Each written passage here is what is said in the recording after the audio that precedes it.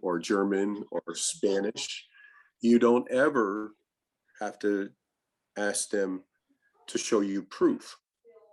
But because of the removal policies and the reservation policies of the US government, when you meet someone who says they are First Nations or Native American, whether it's Canada or here or South America now, because South America is getting pretty much colonized also, they're starting to get into this system also of removal and assimilation and of oppression. So basically, our oppressors are telling us we need to prove to them who we are. And in order for us to get anywhere, that's the only way that we're going to get there. I think that's probably the only thing that I would say to the US government in general. There's so many different facets, though.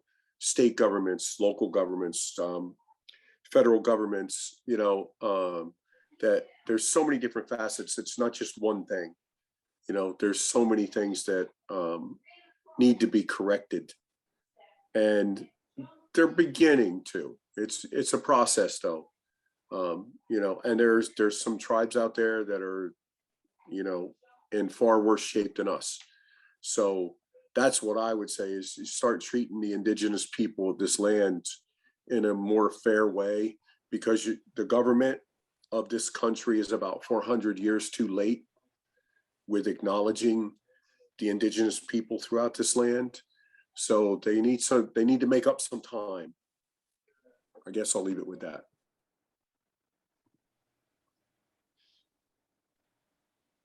And I will just passionately second all of that. That's probably exactly where I would have gone with that wonderful question as well. I want to give two very quick answers to Ellen, the teacher of third graders who would like sources for early childhood education, and also John, who believes he has Lenape ancestry. Both of you, if anyone else has any questions like that about sources for education, or you think you have Lenape ancestry or you would like to be a member, go to the website and get in contact with us. We actually have a membership application that you can fill out to the best of your ability, and we may or may not, but we will look at that and see if we can fill in the blanks with information from our own genealogical documents. But here's a question that many people have seconded. Oh, where'd it go? Here it is. Originally from Faith, what can non-native people do to support and amplify Lenape efforts to protect her island and all our nations? People versus fossil fuels effort. We were led by indigenous leaders. It was powerful. How do we continue that work, that good work together for the greater good? Well, I know that we as a group have stood up against PennEast pipelines when it came through. We have supported the Keystone Standing Rock project against Keystone Pipeline. There are many good groups out there that fought really hard, especially against PennEast, that have hopefully stopped the project. And the main reason that we got involved as the Lenape Nation of Pennsylvania is the fact that PennEast was going to run the pipeline underneath the river, our Lenape Sipu. So we really had problems with that, because we have problems with fractured fuel sources to begin with, and with fossil fuels. There's better ways to do it. But, we have to find that way. And that's part of the problem, is that we all need to find our way. And it's there's a lot of different opinions there. But the thing that we worry about most is how our relationship with the earth, who we consider our mother, the one that produces every spring, the bounty that we need, that we try to harvest in the fall, all those things that we have and all our relations that we have that we honor, how do we keep them in a good way while keeping ourselves in a good way, and also thinking about our grandchildren's grandchildren, because we have to be able to leave them something better than what we have been leaving them. There's a lot of problems out there that, you know, they really need to be fixed. And we need the one thing that we can do now is teach the young ones a better way to walk on the earth, teach them to look for new solutions, because we can't keep going to the old solutions of the same thing, because we're stuck in a cycle. Everybody wanted to recycle, but the problem with recycling is we're still using plastic. So, you know, plastic comes from fossil fuels. So we can do everything that we want to make more economic cars, more ecologically safe cars, I should say, not economic, but ecologically safe cars.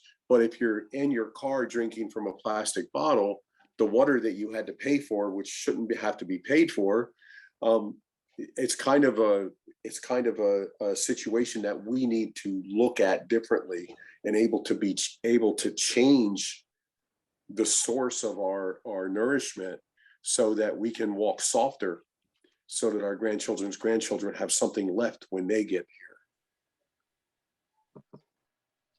And just to sort of reiterate what Chuck said, it's really the deep thought of our people and many other Native American tribes, that you don't make a move unless you consider how it will affect the next 7 generations. And I think that's the big issue. Everybody's thinking, you know, how much more can I get? And I'm talking more about corporations than regular people. They think about today and how much money they can make, or they have very selfish attitudes toward policy making. And they don't stop to think about the next 7 generations. But that's just something everyone can keep in mind with everything that you do.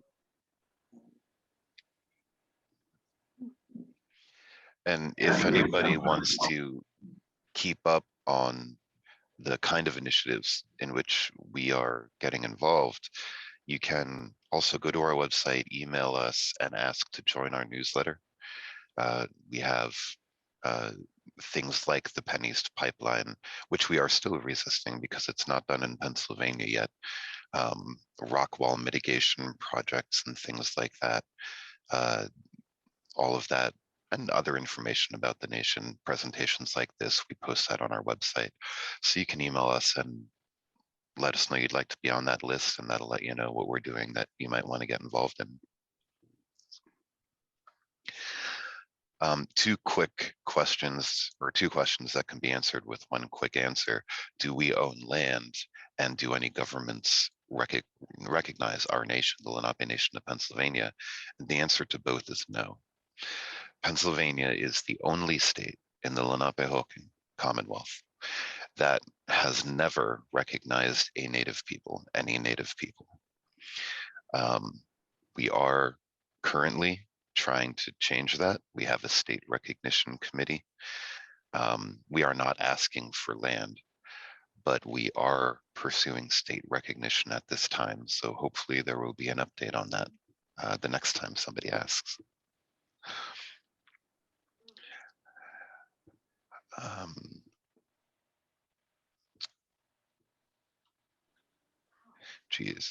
What about the land back movement? I've recently started learning about the land back movement. Could you speak to this? And what can we do to support it?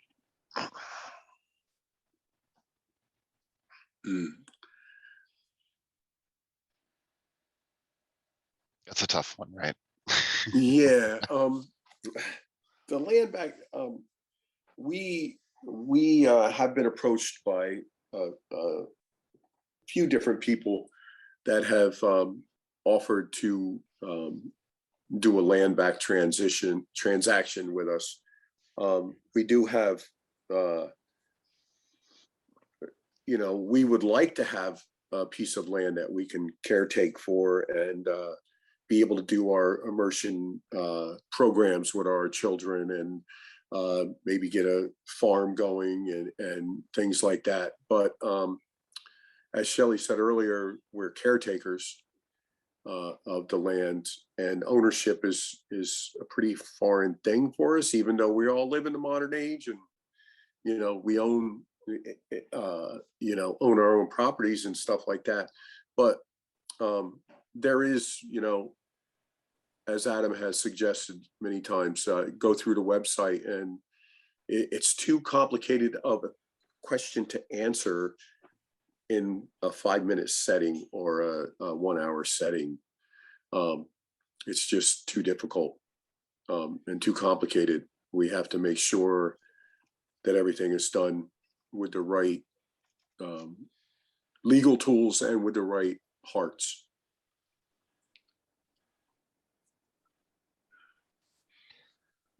I think the one thing I would say about that is, a lot of people this season ask us to speak on Indigenous Peoples Day. And yeah, a lot of people approach that I know, right? as Well, a day where non-natives come to celebrate natives or feel bad for natives or whatever it is. What I like to emphasize is that everyone here is a victim of colonialism. And everyone here, native or non-native, has suffered by the colonial treatments of Native Americans. Why do you have to come to a Zoom presentation like this to learn about your neighbors, to learn about the names of the places through which you travel every day? Why didn't you grow up with this and the people? When it comes to land back, again, you can't talk about that in 2 minutes because that can mean so many things, from a single person's willingness to help to some kind of organized thing across the country where land is designated. But what I will say on an individual basis is that we don't feel that any one of you owe us anything, right? Not your property. We've all been cheated by the United States history. Now, people who want to contribute and who want to help us reestablish our nation, who want to either come work with us or help with our programs or donate to us and things like that. And if people are interested in donating land or something, we're happy to have that conversation.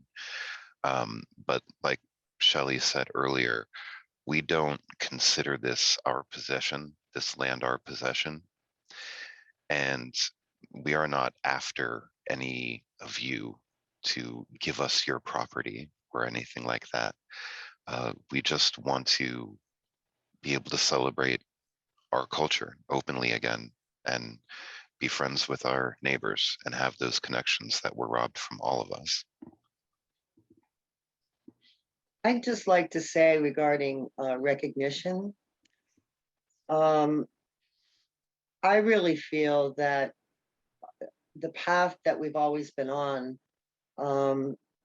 we've kind of steered away from the government because they all have their stipulations. They don't really understand the culture. They don't even understand how we feel about the land. They don't even understand that they should give recognition to the indigenous people of the land because it's their land. There was even a bill being considered to just have all Native Americans in Pennsylvania recognized. That really goes against everything that we feel, because it's not their ancestors that live there. It's not their connection to the land, any other tribes. It's Lenape, indigenous people that are connected to the land. But it seems to me that Creator has led us on a path with the Rising Nation River Journey that we are getting the recognition that is much more essential. And that is the people that we meet along the river, the treaty signers that come together with us to be caretakers of the land, conservancies and that. But it's not just land conservancies and environmental people that we have met along the way and that have become treaty signers. We've got many denominations of churches, Catholic, Methodist. We have a very strong relationship with the Quakers, with the Friends. We have elder societies. Lenape people and most Native Americans believe in taking very good care of our elders, who are the wisdom, the wise people.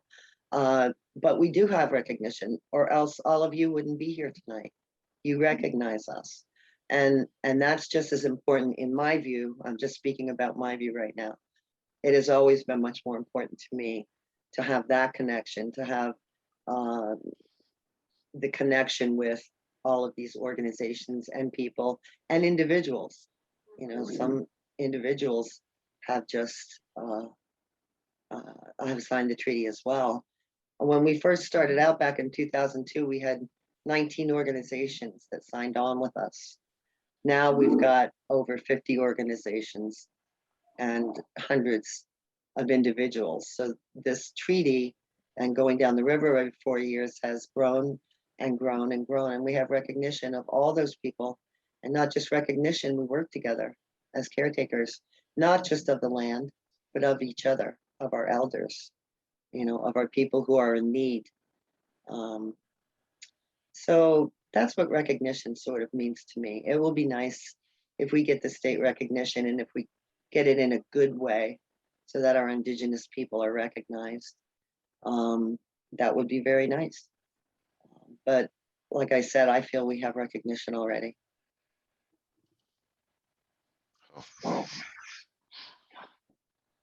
I just saw one of the chat messages about Seattle, Washington, and the real rent back.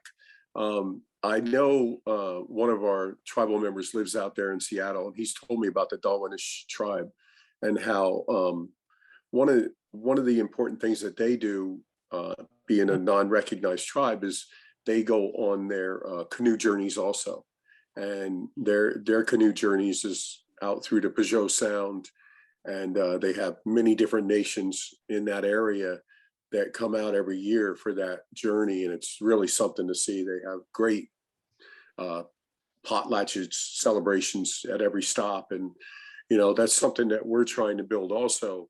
The Lenape Nation of Pennsylvania, we invite other nations, other Lenape people, both from Canada, Oklahoma, Kansas, Wisconsin, and New Jersey and Delaware, and all the other groups to come with us on the journey to join together and come down the river all as one. We're going to really try to pursue that this year again. But also, if you live along Lenape Sipu, it doesn't take long to stand before it and understand the significance of that river, and also all the other rivers, the Susquehanna, the Schuylkill, the Raritan, all of them, all these different rivers, the Hudson, the East, when you stand there and see the flow, you understand that the flow of the river and the flow of water is the flow of the blood of our mother. And that's important. And we need to take care of that. And that's a big part of what we do when we go out on the river and try to, not just, promote our tribe, but promote the river, because the Lenape Sipu, the Delaware River, is just beautiful. I grew up there. I grew up right alongside the river my whole life, and happy to say that I've never really left. I've gone a few different places, but I'm always here in the homeland. And I know Shelley and Adam feel the same way. There's a connection to it that you just can't put it aside. And that's what we work for. That's what Lenape Nation of Pennsylvania does. We work for that river.